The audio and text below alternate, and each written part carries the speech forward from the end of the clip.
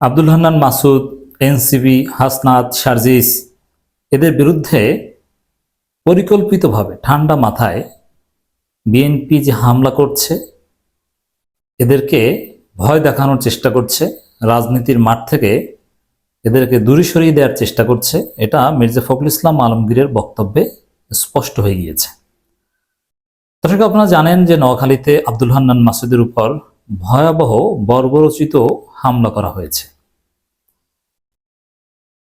জুলাই যোদ্ধা যাদের নেতৃত্বে হাসিনা পতন হয়েছে, যাদের নেতৃত্বে খালেদা জিয়া মুক্তি পেয়েছে, তারেক রহমান দেশে আসার স্বপ্ন দেখতে পাচ্ছেন, বিএনপি নেতারা সব মামলা থেকে খালাস পেয়েছে, আজকে বিএনপি রাজনীতি করতে পারছে।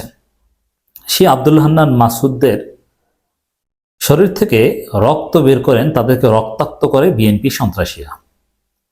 যে আব্দুল হান্নান মাসুদরা জীবনের ঝুঁকিতে ছিলেন, পলাতক ছিলেন, সেফ হোমে ছিলেন, কিন্তু আন্দোলনে নেতৃত্ব দিয়েছেন, তাদের শরীর থেকে রক্ত ঝরেনি, কিন্তু বিএনপি শেষ পর্যন্ত আমার স্নেহের ছোট ভাই আব্দুল হান্নান মাসুদের শরীর থেকে রক্ত ঝরিয়েছে।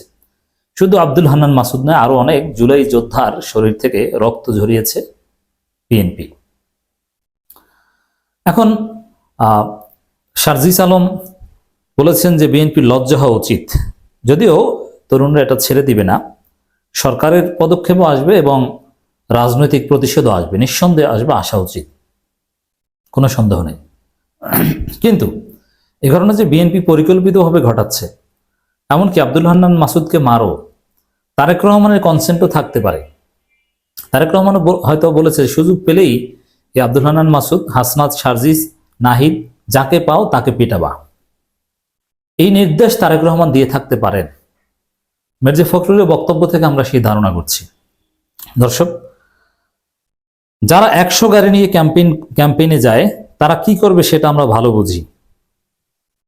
এখন 100 গাড়ি নিয়ে ওই আব্দুল হান্নান মাসুদ, সার্জিস এরা ক্যাম্পেইনে গেছে, এটাকে ইঙ্গিত করেছে। বিএনপি 1000 গাড়ি নিয়ে ক্যাম্পেইনে গেলে সমস্যা নেই, এরা 10% খাইলে সমস্যা নেই, কোটি কোটি টাকা লুটপাট করলে সমস্যা নেই, পেশাগতভাবে চাঁদাবাজি করলে সমস্যা নেই। আর আব্দুল হান্নান মাসুদ, সার্জিসরা 100 গাড়ি নিয়ে ক্যাম্পেইন করলে আপনাদের সমস্যা। মির্জা ফখরুলের আয়ের উৎস কি? তারেক রহমানের আয়ের উৎস কি? লন্ডনে যে বিলাসবহুল গাড়িতে থাকেন, গাড়িতে চলেন, বাড়িতে থাকেন, তিনি কি করেন? তার আয়ের উৎস কি? এর জবাব কি বিএনপি দিতে পারবে? তার ব্যাংকের স্টেটমেন্ট কি ডিসক্লোজ করতে পারবে? পারবে না। কিন্তু 100 গাড়ি নিয়ে আপত্তি করছে। এই যে দেখেন, যেই মুহূর্তে এনসিপি নেতারা বলছে বিএনপির লজ্জা হওয়া উচিত, জনগণ যেই মুহূর্তে বিএনপির তীব্র সমালোচনা করছে, তারা জুলাই যোদ্ধাদের টার্গেটকৃতভাবে হামলা করছে, রক্তাক্ত করছে, সেই সময় মির্জা ফখরুল বলছেন যারা 100 গাড়ি নিয়ে ক্যাম্পেইনে যায় তারা কি করবে সেটা আমরা ভালো বুঝি। গাড়ি নিয়ে ক্যাম্পেইনে যাবে না, তাহলে কি ঘোড়া গাড়ি নিয়ে যাবে না হেঁটে যাবে? লোক কি গাড়িতে যাবে না, তাহলে কিসে যাবে মানুষ? গাড়িতে চললে সমস্যাটা কি? তারা তো স্বর্ণের গাড়িতে চলেনি। বাংলাদেশের রাস্তাঘাটে যে গাড়ি পাওয়া যায় ওই গাড়িতে চলে, মানে এরা গাড়িতে চললে সমস্যা। আর তারা লন্ডনে এসালমের টাকায় বিলাসবহুল জীবন যাপন করলে সমস্যা নাই, আর ইন্ডিয়ায় সালাউদ্দিন আহমেদ বিলাসবহুল জীবন যাপন করলেও সমস্যা নাই এসালম গ্রুপের টাকায়। সমস্যা হচ্ছে ওরা 100 গাড়ি নিলে। তো দর্শক, এই যে 100 গাড়ি নিয়ে আপত্তি করা, এর অর্থ কি? এর অর্থ হচ্ছে এতে ক্ষুব্ধ হয়ে তাদেরকে মেরেছে। তাদের 100 গাড়ি সহ্য হয় না বলে হান্নান মাসুদদের উপর হামলা করেছে বিএনপি। এটা ফখরুলের বক্তব্যে স্পষ্ট। যারা 100 গাড়ি নিয়ে ইলেকশন ক্যাম্পেইন করতে যায় তারা কি করবে সেটা আমরা ভালো বুঝি বলে মন্তব্য করেছেন বিএনপি মহাসচিব। এটা বিএনপির মুখে মানায়, অথচ এই গাড়ি নিয়ে শোডাউন, এটা তো বিএনপির কমন চিত্র। আলোচনা সবাই কথা বলেন, বিএনপি জনগণের সঙ্গে আছে, অতীতে ছিল, থাকবে। বিএনপি অতীতে জনগণের সঙ্গে ছিল, এখন জনগণের সঙ্গে নেই, এখন চাঁদাবাজদের সাথে আছে। বিএনপি অবশ্যই জয়যুক্ত হবে ইনশাল্লাহ। বিএনপির ভরসা এখন ভারত এবং সেনাবাহিনী, যে তাদেরকে ভাগ বাটোয়ারা করে তারা ক্ষমতায় দিয়ে দেয় কিনা। এছাড়া জনগণের ভোটে বিএনপি ক্ষমতা আসতে পারে, এবং আমি বলেছি যে বিএনপি 10 বছরে শেষ হয়ে যাবে। বিএনপি অবশ্যই জয়যুক্ত হবে না। আমাদের নেতা তারেক রহমান বারবার নির্দেশ দিয়েছেন যে আপনাদের সঠিকভাবে সুন্দরভাবে চলতে, কিন্তু কেউ নির্দেশ তো কেউ মানেন না ভাই। তারেক রহমান নিজেই তো লাইনে নেই। জনগণ যাতে আপনাদের ভালোবাসে সেই কাজগুলো করতে থাকুন, মানে একটু কম চাঁদা নেন নাকি। ফখরুল বলেন বিএনপি জনগণের সঙ্গে আছে, অতীতে ছিল, থাকবে, বিএনপি অবশ্যই জয়যুক্ত হবে। না, এগুলো ফাও কথা। বিএনপি মহাসচিব বলেন নির্বাচনের কোনো বিকল্প নেই, কারণ নির্বাচনের মধ্য দিয়ে আমাদের গণতন্ত্রে যেতে হবে। ডেমোক্রেসি ছাড়া তাহলে নির্বাচনের মধ্য দিয়ে হাসিনার পতন ঘটাইতেন। নির্বাচনে যদি একমাত্র সমাধান হতো তাহলে এই গণঅভ্যুত্থান, যদিও আপনারা ছিলেন না, আপনাদের কর্মীরা ছিল, কিন্তু সেটাকে গ্লোরিফাই করছেন কেন? গণঅভ্যুত্থানের সুবিধা কেন নিচ্ছেন? গণবিপ্লবের সুবিধা কেন নিচ্ছেন? নির্বাচনে যদি সব সমস্যার সমাধান হতো তাহলে হাসিনাকে আমরা পিটাইয়ে বের করেছি কেন? ডেমোক্রেসি ছাড়া আমরা মনে করি না যে আর কোনো সিস্টেম আছে যে সিস্টেম জনগণের কল্যাণ করতে পারে। দেখেন, এই ডেমোক্রেসি, নির্বাচন, এগুলো হচ্ছে ভাওতাবাজি কথা বিএনপির, তাদের বন্দোবস্ত এবং লুটপাটের বন্দোবস্ত কায়েম করার জন্য। আসলে তারা ডেমোক্রেসিতে বিশ্বাস করে না, তাদের পার্টিতে কোনো ডেমোক্রেসি নেই।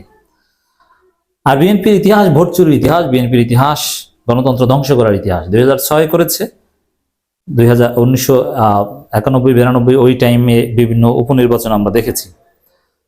বিএনপি যতবারই সুযোগ পেয়েছে ভোট চুরি করার চেষ্টা করেছে। এখন এই যে সর্বশেষ 5 আগস্টের পরে বিভিন্ন আইনজীবী সমিতি নির্বাচন হলো, সেখানে বিএনপি সমানে ভোট চুরি করেছে, যেখানে পেরেছে সেখানেই করেছে, যেখানে পারেনি সেখানে পরাজিত হয়েছে। আজকে নতুন করে ষড়যন্ত্র শুরু হয়েছে যাতে এই প্রক্রিয়া পিছিয়ে যায়, বিলম্বিত হয়, অন্য কারো সাহায্য করা যায় এবং দেশে একটা নৈরাজ্য সৃষ্টি করা যায়। দেখেন, আওয়ামী লীগ নিষিদ্ধ চাইলে এটাকে বলে তারা নৈরাজ্য। আওয়ামী লীগ রিপেট্রিশন করতে দিব না, এটাকে বললে বিএনপি বলে নৈরাজ্য। মির্জা ফখরুল বলেন আপনারা নিশ্চয়ই লক্ষ্য করছেন সোশ্যাল মিডিয়ায় কিছু নতুন নতুন কুতুব আবির্ভূত হয়েছে, তারা বাংলাদেশে কোথায় নিয়ে যেতেছে আমি জানি না, তাদের ভাষা বাক্য বক্তব্য সম্পূর্ণ। এখন এই নতুন নতুন কুতুব বলতে পিনাকি ভট্টাচার্যকে, ইলিয়াসকে বুঝিয়েছেন। না, পিনাকি, ইলিয়াস, কনক সরোয়ার এরা নতুন নতুন কুতুব নয়, এরাই হাসিনা পতনের ভিত্তিপ্রস্তর স্থাপন করেছে, এরাই হাসিনার মাধ্যমে আসল নির্যাতিত। আর মির্জা ফখরুল্লাহ দেশে আরামেই থেকেছেন। তা আপনারা হচ্ছেন এখন নতুন নতুন কুতুব, হাসিনার বিরুদ্ধে ভালো ছিড়তে পারেন নাই, এখন আসেন বড় আন্দোলনকারী সাজতে। পিনাকি, এরা নতুন কুতুব নয়, নতুন কুতুব আপনারা। সারা বছর কিছু করতে পারেননি, লিফলেট দিয়েছেন আর পুলিশের বাঁশি শুনে দৌড়েছেন। 28 অক্টোবর মির্জা ফখরুল যে পালিয়েছে, প্রোগ্রাম ঠিক মতো স্থগিত করতে পারেনি, দৌড়েছে। এখন আসছে এরা কুতুব সাজতে, পিনাকিদের চাইতে বড় কুতুব সাজতে আসছেন। অতএব এই পিনাকির পক্ষ থেকে জবাবটা দিয়ে দিলাম। দুইটা ফাইন্ডিংস মির্জা ফখরুলের এই বক্তব্যে। এক, আব্দুল হান্নান মাসুদদের উপর পরিকল্পিত হামলা করছে বিএনপি, এটা মির্জা ফখরুলের এই যে 100 গাড়ির ক্ষোভ থেকে স্পষ্ট। আর পিনাকিদের সহ্য করতে পারছে না বিএনপি, এই জন্য এখন দেখবেন তারেক রহমানও ওই ইউটিউবারদেরকে গালি দেয়, বা এই অনলাইন বিদেশে একজনের রাগ হয়, বারবার ধারাবাহিকভাবে বিএনপি, তারেক রহমান, মির্জা ফখরুল এরা ওই পিনাকিদেরকে ইঙ্গিত করে কথা বলে, কারণ পিনাকিদের ভয় পায়। বিএনপি, তারেক রহমান, মির্জা ফখরুল এরা পিনাকি ভট্টাচার্য, আব্দুল হান্নান মাসুদ এদের বিরুদ্ধে এখন ভয়ঙ্কর তৎপরতা চালাচ্ছে। আমরা তাদের পক্ষ থেকে মির্জা ফখরুলকে কঠিন জবাব দিলাম। জনগণ আমাদের সাথে আছে, থাকবে। দর্শক, আপনারা মন্তব্য করে জানাবেন।